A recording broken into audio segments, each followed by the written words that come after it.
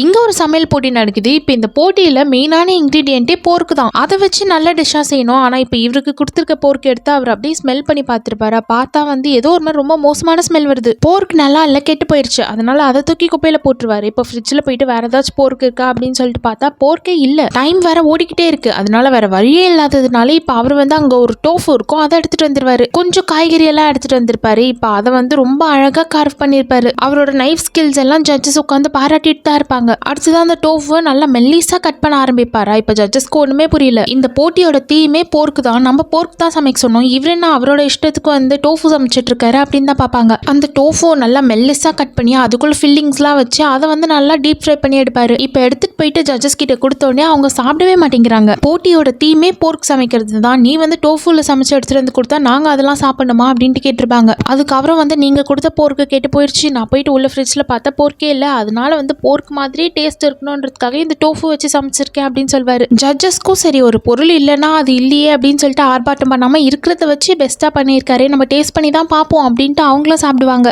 எல்லா ஜட்ஜஸ்க்குமே ரொம்ப பிடிச்சிருக்குதான். முடிவு அப்புறமா சொல்றோம், நீங்க கிளம்பலாம்னு சொல்லிடுவாங்க. இப்போ இவர் கூட பார்ட்டிசிபேட் பண்றதுக்கு இன்னும் சிலர்லாம் வந்திருப்பாங்களா, அவங்களாம் கண்டிப்பா நீ தோக்கு தான் போற, நீ என்னதான் நல்லாவே சமைச்சிருந்தாலும் போட்டியோட தீம்க்கு ஏற்ற மாதிரி நீ சமைக்கல, அதனால உன்னை கண்டிப்பா ரிஜெக்ட் பண்ணிடுவாங்க அப்படின்னு தான் சொல்லுவாங்க. அதே மாதிரி தான் இப்போ ஜட்ஜஸ்க்கும் ரொம்ப கன்ஃபியூசிங்கா இருக்கு. போட்டிக்கு ஏற்ற மாதிரி போர்க் சமைச்சாங்க இல்லையா, அவங்களே எடுத்துக்கிறதா இல்லைனா போட்டிலே இல்லாத பொருளான டோஃபுவை செஞ்சாரு அவரே ஏத்துக்கிறதான்னு தெரியல. என்னதான் அவர் டோஃபுவை ரொம்ப நல்லா செஞ்சிருந்தாலும் இப்ப அது போட்டியில சமைக்க கூடாதுதான், போர்க்கு தான் சமைக்கணும். அவரை வினரா அனௌன்ஸ் பண்ணிட்டா மத்த ஷெஃப்லாம் அப்ப நீங்க சொன்னதை வச்சு நாங்க சமைச்சோமே, நாங்களாம் முட்டாளுங்களா அப்படின்ட்டு சண்டைக்கு வந்துருவாங்க. அதுக்காக அந்த டோஃபு அப்படியே விடுறதுக்கும் அவங்களுக்கு மனசே வரல. அதனால இப்ப ஜட்ஜஸாலே முடிவு எடுக்க முடியாததுனால இப்ப முடிவை கஸ்டமர்ஸ் கிட்ட விட்டுருவாங்க. கஸ்டமர்ஸ் எந்த டிஷ் சூப்பரா இருக்குன்னு சொல்றாங்களோ அவங்க தான் வினரா அனௌன்ஸ் பண்ணப்படுவாங்க. அந்த டோஃபு இருக்கும்ல, அது எதிர்பார்க்காத வகையில பயங்கர ஹிட் ஆகிருச்சு. அந்த ரெஸ்டாரண்ட்க்கு இந்த டோஃபு சாப்பிட்றதுக்காகவே ஏகப்பட்ட பேர் அதுல இருந்து வர ஆரம்பிச்சிருவாங்களா. அதனால இப்ப அந்த டோஃபு சமைச்சரை தான் வின்னராகவும் அனௌன்ஸ் பண்ணுவாங்க.